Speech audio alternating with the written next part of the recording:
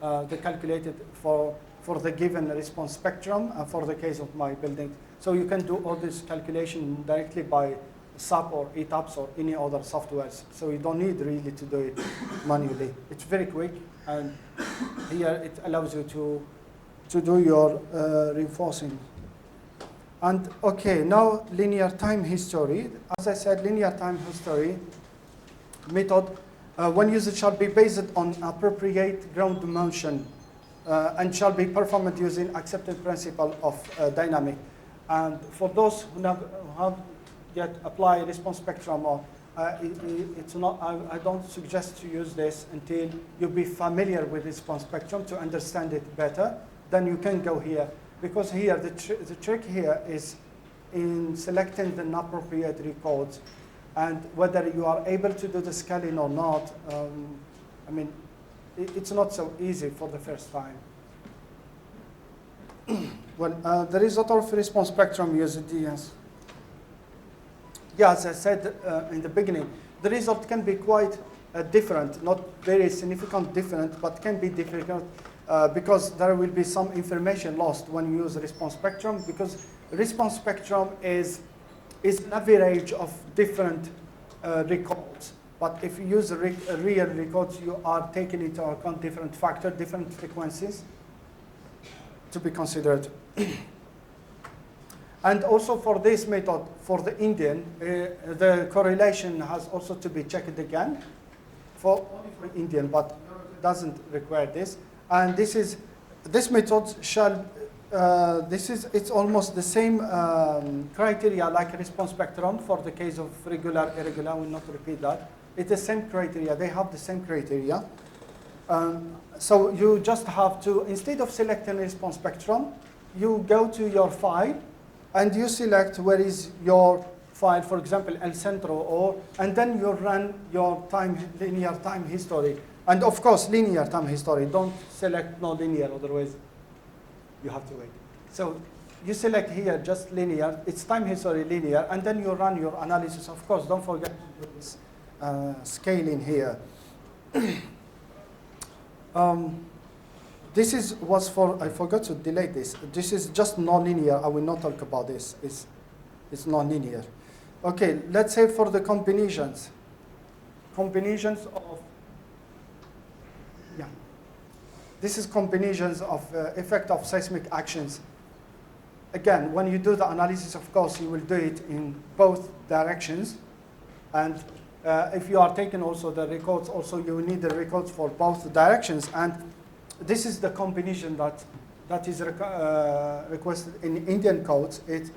You have different type of combination. Means that you have analysis that I explained. You have to do it for these three cases.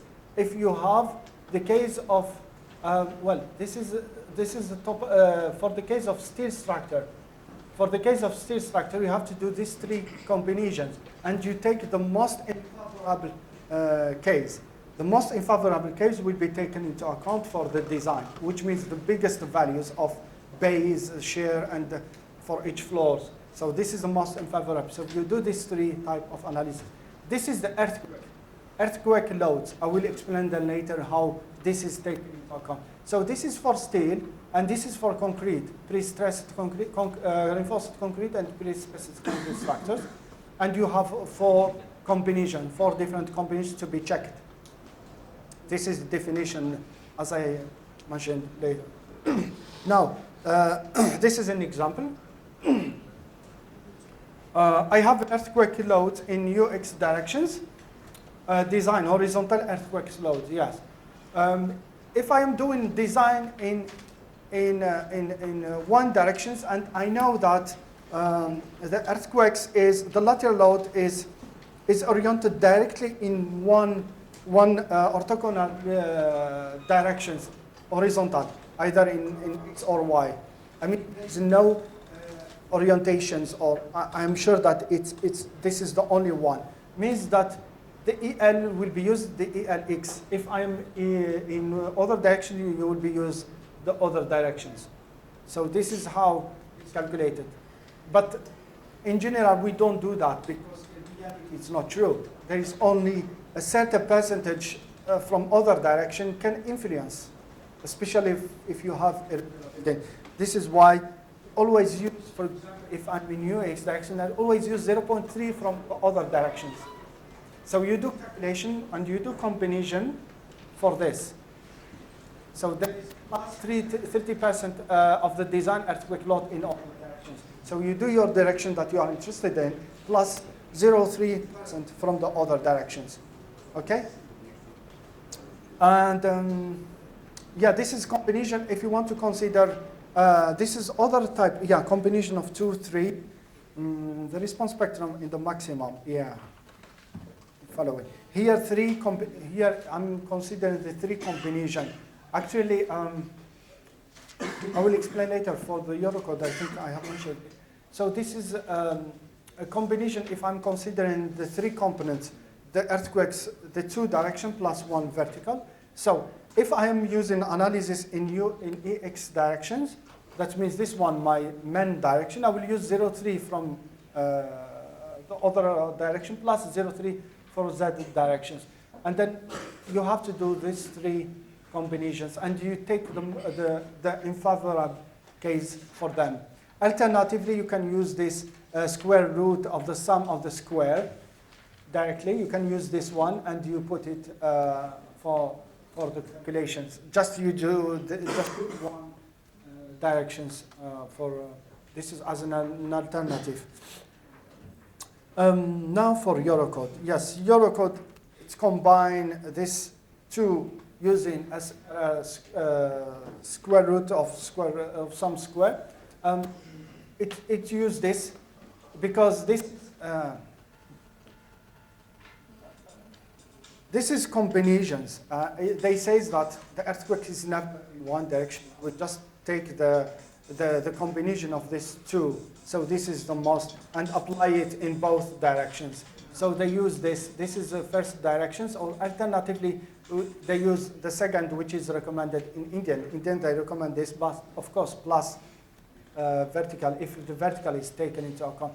But for exceptions, criteria and plan in which wall, there is some expansions here to be, okay, for buildings satisfying the regularity criteria in plan and in which walls or independent bracing system in the 2 main horizontal directions are the only primary seismic elements, the seismic action may be assumed to act separately without combination. That means no need to do the combination, just one, EX in one, and this is just exception. And you see that here they add it as very exception because in reality, this kind of structure are very rare. Most of the case we do this kind of combinations.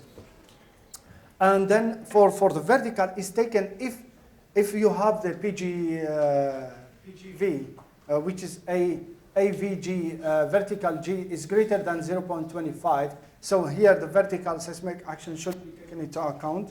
And this is different combination for horizontal or nearly. This is different case where the vertical should be taken. We have for horizontal, nearly horizontal structural members space spanning 2 meters or more,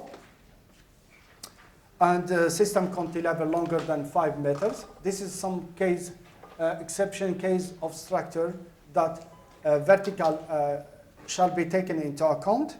And you have a pre-stressed component, pre-stressed component or beam supporting columns, which is, this is the case, like a regular case when you have beams and you have columns, and of course there is no continuity of the columns.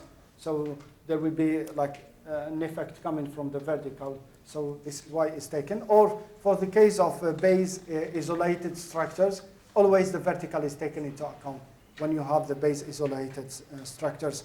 And this is the, yeah, the analysis for determining the effect of vertical. This is how the vertical shall be taken into account, which is exactly the same as the Indian code. So you have to do these 3 combinations, and you take the most unfavorable. Yes. The case here for beam supporting columns. Yes. That means there is a case for the stuck columns, floating columns. Yeah.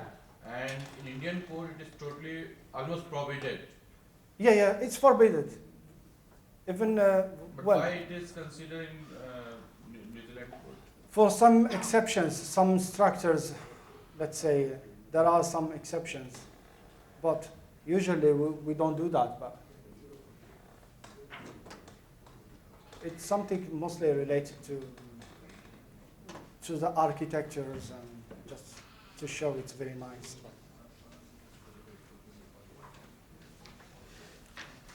The Yeah, point is but- how we will design the beam which is supporting the column.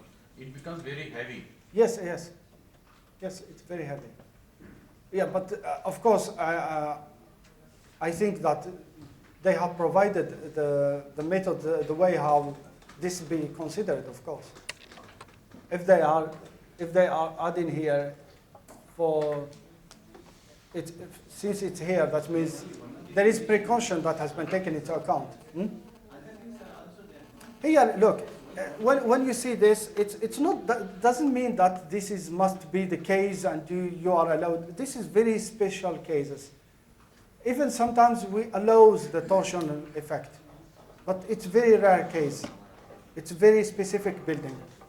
So this is just for very specific buildings. It's not, of course, I will never accept to do the beam with the columns and there is no continuity. This is not acceptable.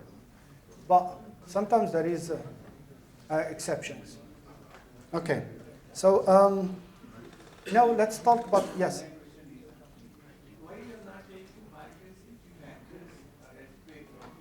They are taking safety factor? Partial. Which? For the case of, earthquake you code know, we are taking. this is Eurocode, but wait. For example, you go to Italy, the Italian code, they have these additional values. I know, Eurocode as such, it is not, you don't have. Yeah, but it allows the flexibility. Not only US code also don't have, but even American code also Yeah, don't yeah, have. I know, but No other code in the world has that one, yes, except Indian code. no, Italian code they have.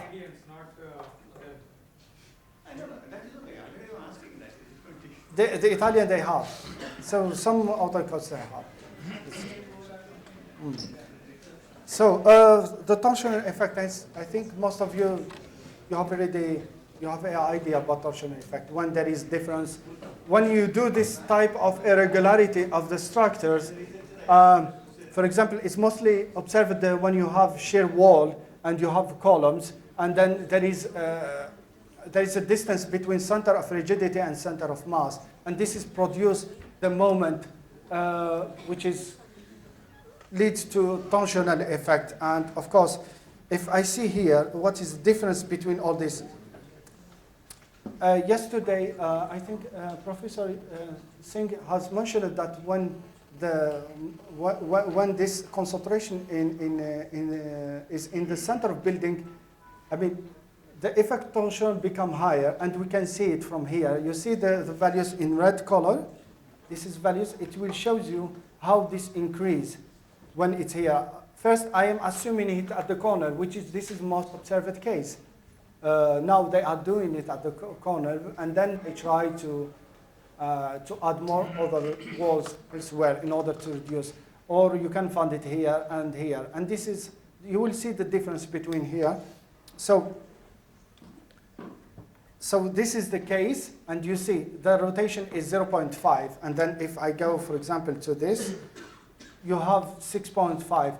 And even for the first case, at least I have small displacement here. And here the displacement is reducing, and because I'm closing to the center of the building. And then once I'm here in the center of building, which is the most dangerous case, you see there is no, and the rotation is almost taking everything around that. But as engineer, as I said, as I have mentioned, that you are allowed always to make distribution of wall. I'm using the same wall, but when you use it correctly, of course you will avoid the torsional effect. So this is up to you. You have always, when you have torsional effect, don't do this design calculation and try to consider